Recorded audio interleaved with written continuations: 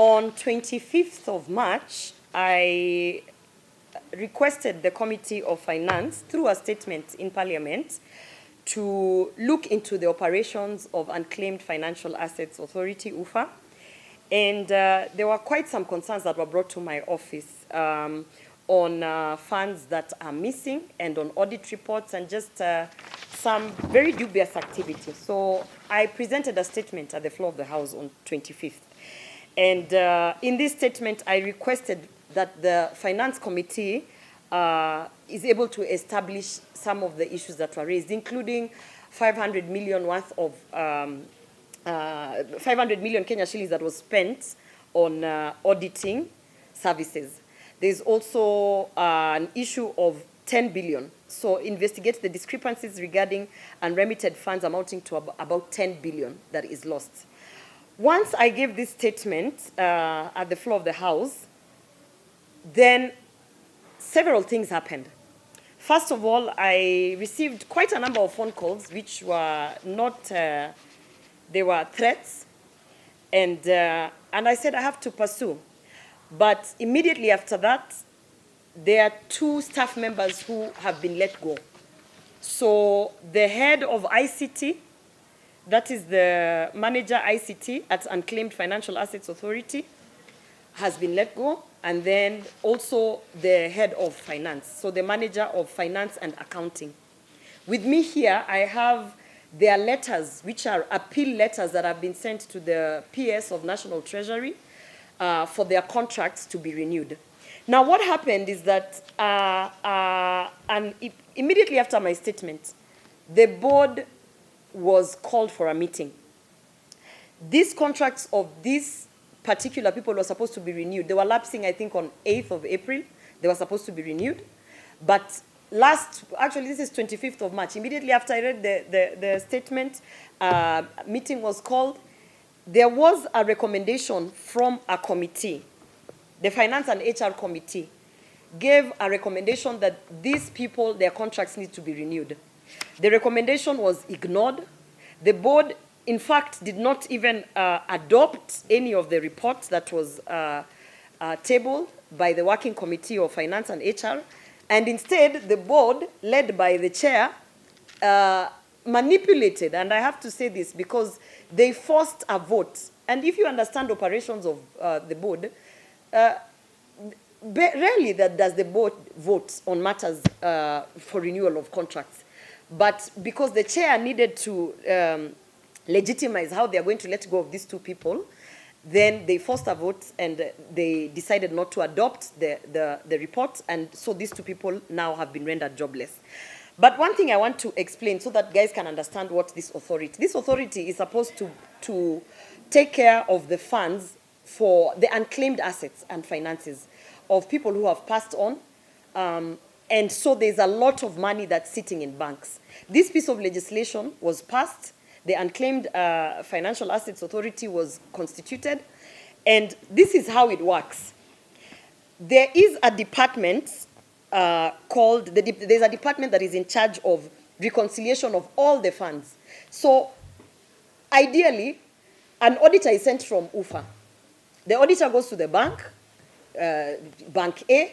They do the audit reports. They find out, for instance, that there is 100 million of unclaimed funds.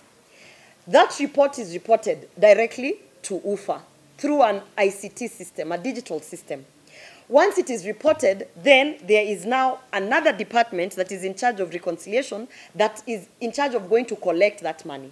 So you find that the head of ICT, the head of audit, and the head of finance, they go out, they report what they have found, and then they say there's this amount of money in this bank, but the people, now the department that is in charge of collecting the funds, the people who are there, what happens is they do not collect the whole amount. They take the whole amount from the bank, but down there, they collude with some of the bank managers.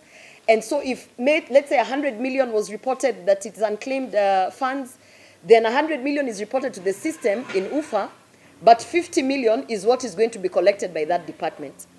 So some time back, there was a report that was put together by that department in charge of reconciliation. the one that receives and is in charge of also investing. That report did not tally with the head of finance and the head of ICT, the data and the figures that they had. So the discrepancy they had is that this department for collecting, for instance, was saying, and this is an example, that there's X amount of money we have collected. But the other, the audit and finance and ICT were saying, but in fact, there's more money that should have been collected. So these offices, the ICT, finance and audit, actually rejected that report. And since then, there has been an issue because they were trying to say that there's so much more money that should have been collected, but only a certain amount was remitted to UFA. Now, these are some of the allegations that I wanted UFA to come and talk to Senate and literally tell us, where is this 10 billion, where has it gone? Immediately that statement of mine, I read it in the floor of the House. Then you can see the head of ICT and the head of finance, they have been fired. And they have given no reasons whatsoever as to why they are not renewing the contracts of these two individuals. But it is very clear and outright that the amount of looting that is happening in UFA is, first of all, crazy, because this 10 billion is the one that we can see black and white on paper. But if you look at how the systems have been set, there is a lot of corruption. So I would like to call upon three things. The individuals whose contracts have actually been brought to an end because of, you can say they are doing their work and they're ensuring that the oversight is there. This is the head of finance and the ICT manager. I can see that they have written an appeal to the PS and they have written an appeal also to the relevant authorities.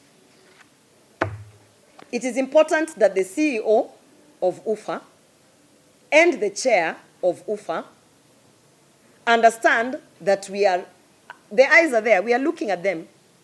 The only reason that these two people are being victimized is because they are the people who can easily and are able to give you the proper information in terms of the funds that should have actually hit the UFA accounts but did not come in. That's why they are being fired. Secondly, it is important that I think, and this is my call now to the president, that board of Unclaimed Financial Assets Authority, it needs to be disbanded. The whole board needs to be let go because the operations now are so murky that there are board members who are in there who sat down and colluded with the chair to make sure that these two people are fired. And in fact, what they are trying to make sure is that they can continue looting these funds, and these are funds of dead people. They're literally dancing on the graves of dead people. So that board needs to be disbanded.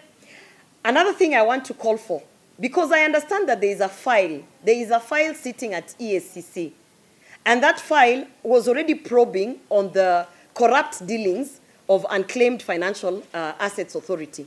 EACC is sleeping on the job. They need to get to the bottom of this. They need to either kickstart if they have not started the investigation, but I'm calling upon EACC to actually look into this matter because now we are having innocent Kenyans who are being fired because they are doing their job.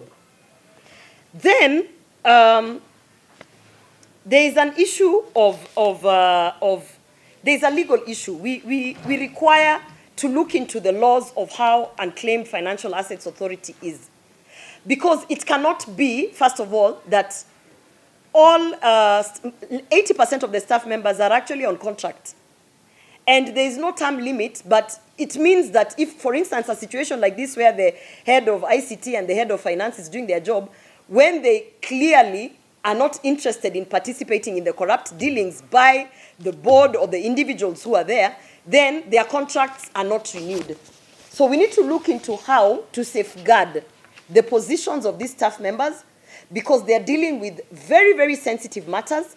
And these are matters where, as you can see, just the way the thing has been set up, you can be let go of. They just say, we are not going to renew your contract, and there's no explanation. It is just, they try to say that you're not performing, but really it is because you are not interested in playing ball, and being corrupt with these matters.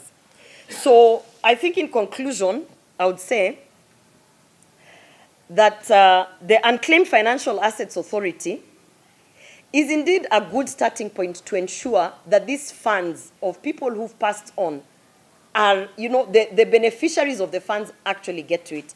But I've gotten so much feedback ever since I read my statement. Personally, I lost my father in 2022, and we are still in the process of trying to get the funds that were in his bank account. It is more expensive and more bureaucratic to access this money, and I think that we need to look into how we have to expedite processes within UFA. So I'm calling upon EACC to ensure that that file that was there regarding this 10 billion and this money that is being looted to really push. But I'm also calling upon the CEO of UFA. First of all, I think he should step down so that this matter can be investigated. As you can see now, him being there is only to ensure